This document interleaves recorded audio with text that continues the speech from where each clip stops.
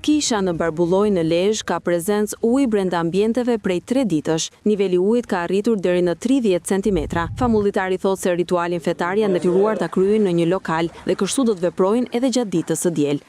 Ka filluar me ente, mas dite kur ka filluar shiu, pikse para ka hyrë nga mbrapa, nga sakrestia, dhe pastaj me vazhdimin e mbrëmja kemi parë që edhe brenda kisha kishte ardhur shiu. Në fortë jo, vetëm për stolat që kemi ngritur dhe pastaj dje mbrëmja, duke që niveli ujit ishte rritur më shumë, kam liruar gjëra që ishin në sakresti.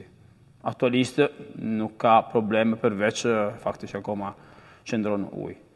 Me sa di unë, po, në 2013-2001, por varet nga situata, sigurisht ka ndodhur për fakti që argjinatura ishte prishur, kështu që nuk ka faj askush, thjesht tani natyra ishte duke bërë punë vetë. Mesha të ente kemi kryentuar në lokali që kemi ngjitur, të diela do kryentojmë edhe atje, se është më lartë, prandaj është më sigurt. Përmbytjet vinë si pasojë e motit të keq, i cili ka përfshirë vendin prej disa ditësh.